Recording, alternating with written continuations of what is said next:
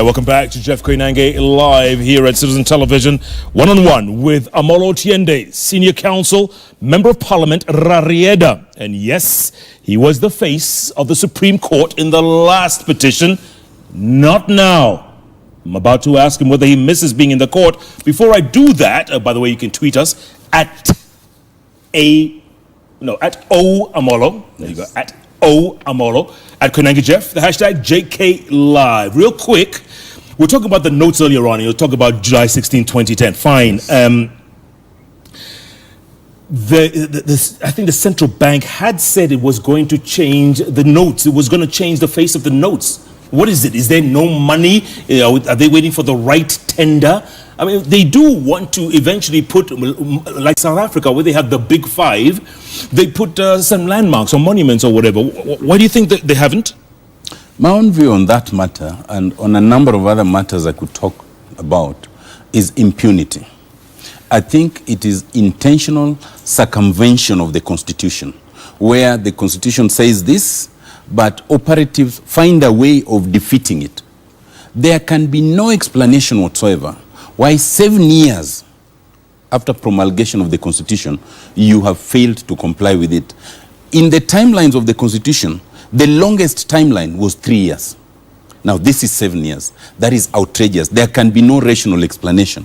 Whatever explanation one would have, it cannot be about cost, because they are printing new notes. It cannot be about logic or reason, unless one is hoping to extend this long enough so that that constitutional provision is changed.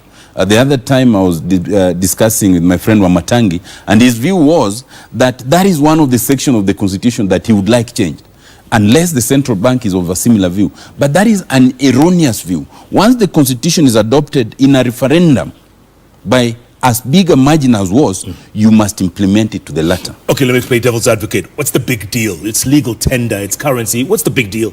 The big deal is that the people of Kenya spoke through that Constitution. Whether you agree or not, you are bound to respect it. And every single state officer swears to uphold, respect, and apply the Constitution.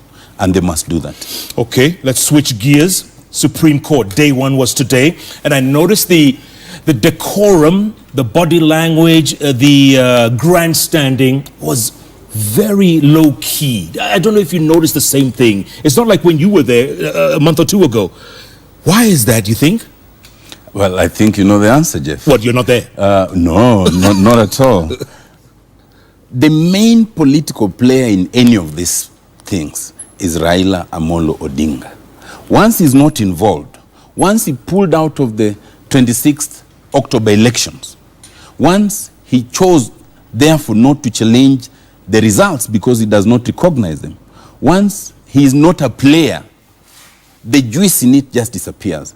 And you'll have noticed it's not just even a question of the grandstanding. Even the court attendance, it's almost an empty court with only lawyers. You know, that was not the case the other time. Indeed, you will notice that even the Jubilee politicians who were scrambling to get access to the court the other time are not doing so now. Why? Maybe they're tired. Maybe they have, it's this time around, they've had enough. They've had enough of sitting there all day, every day. No, you can never have enough of the right thing. It is because the sweetness of the Supreme Court challenge is only there if the main challenger, in this case Raila Amolo Odinga, is involved. Once he was not involved, he did not participate, and to cap it all, the petitioners in this case joined NASA.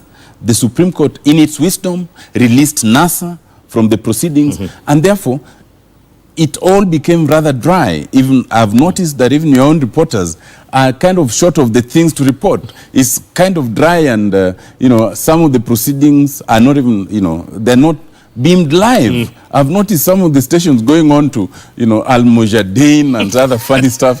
That is the reason.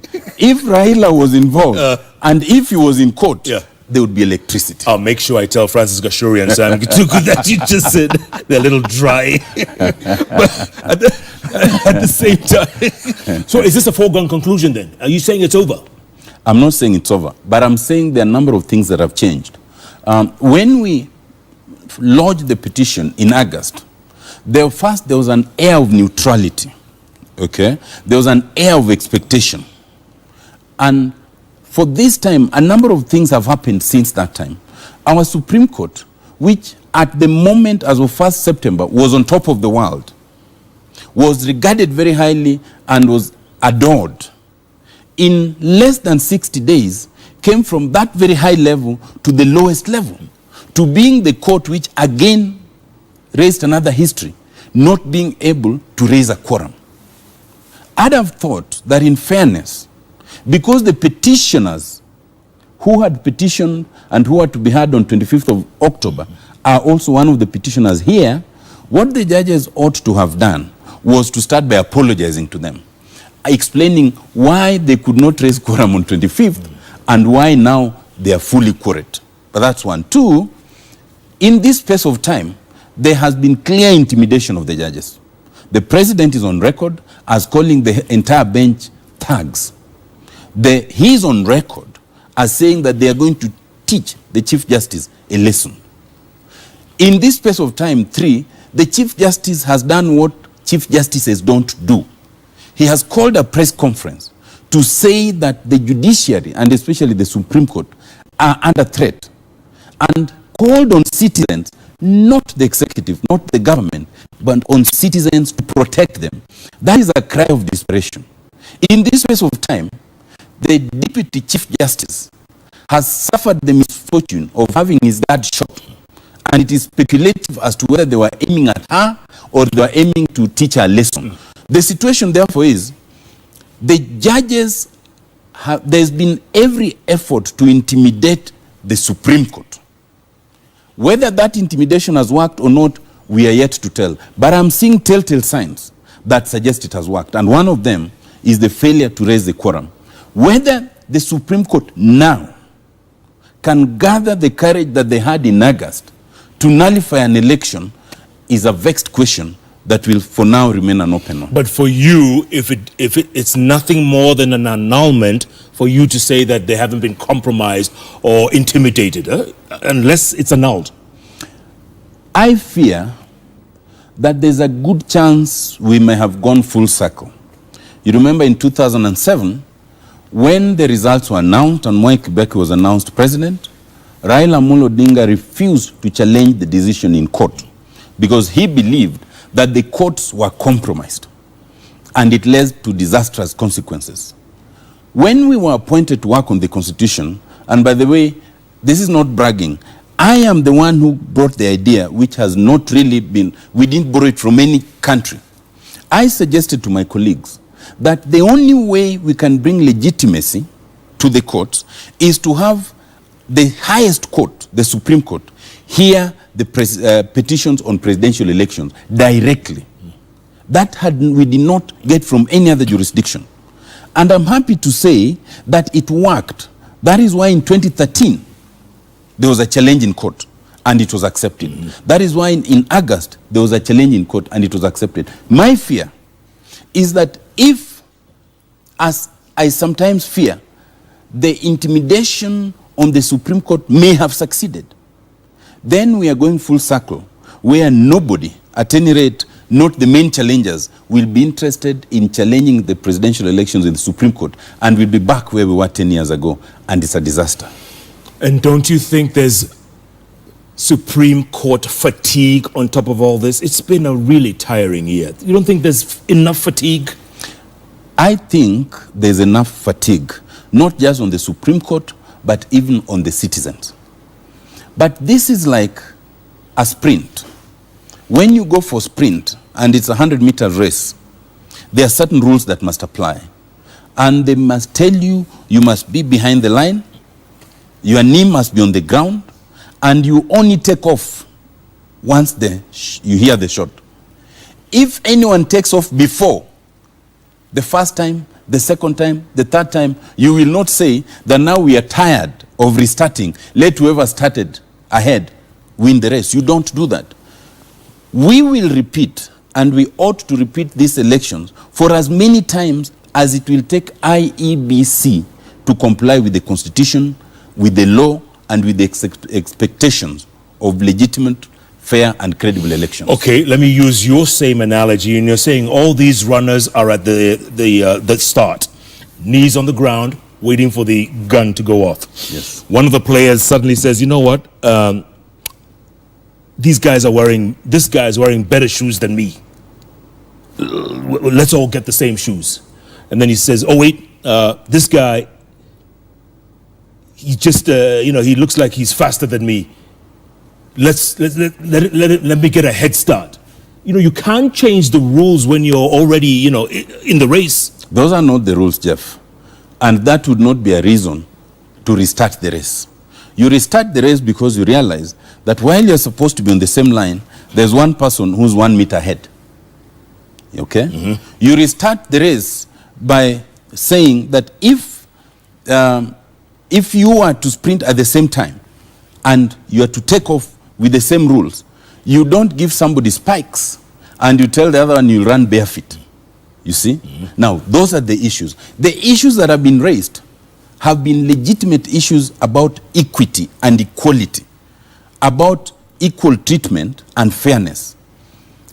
The unfortunate thing, I think that while we agreed to reconstitute the IEBC, we did not agree on the fundamental rules of engagement as to who to get there.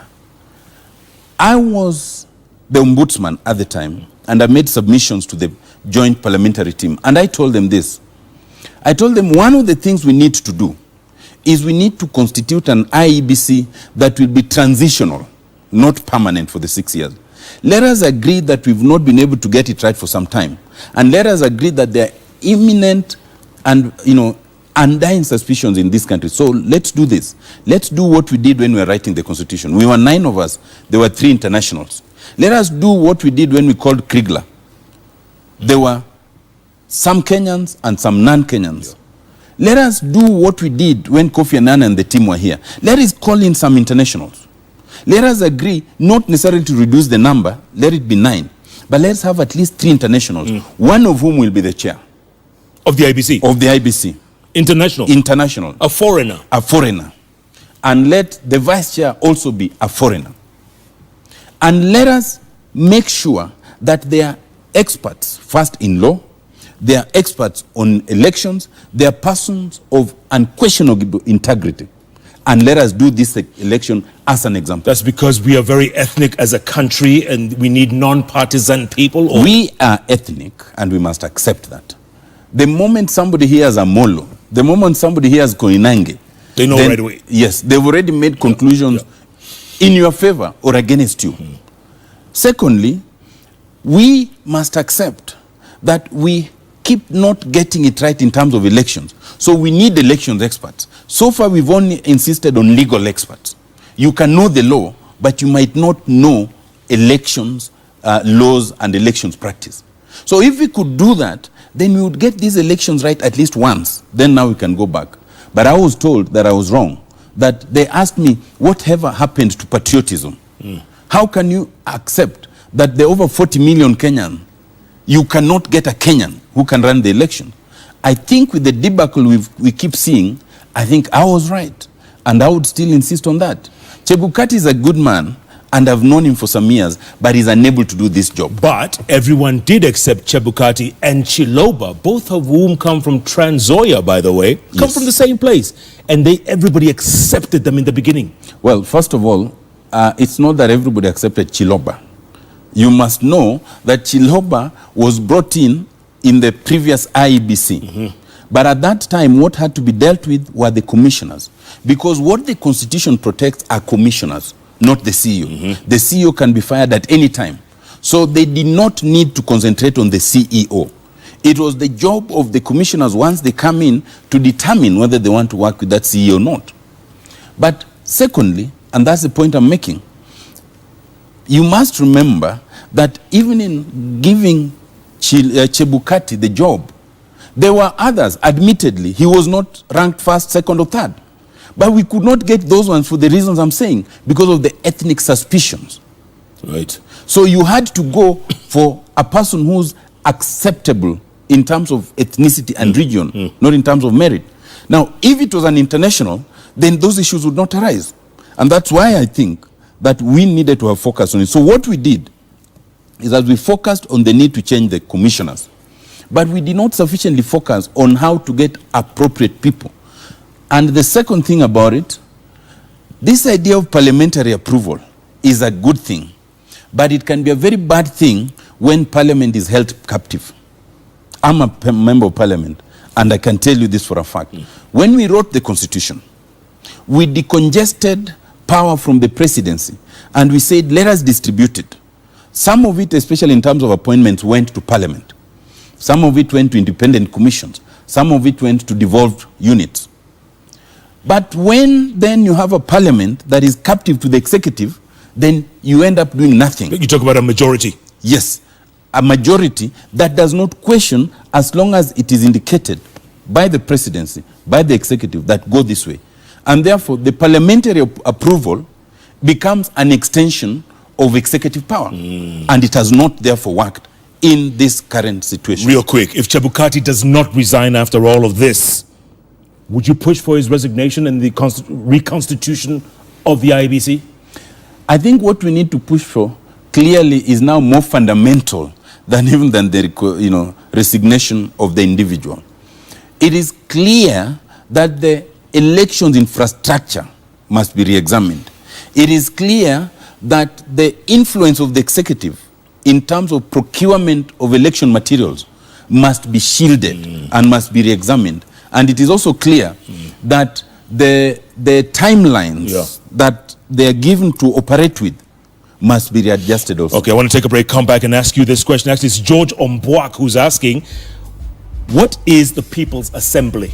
He wants to know that. And also, Siaya Senator James Orengo said that they are going to swear in Raila Amolo Odinga in the next couple of weeks. Is that legal? Do you want me to answer No, when we hold come that back? thought. When we come back, keep tweeting at Amolo, at Koinanga Jeff, at Susan TV Kenya. The hashtag is JK Live. We're talking one-on-one with Senior Counsel and Rarieda Member of Parliament, Amolo Otiende. JKL takes a break. We'll be back in a moment.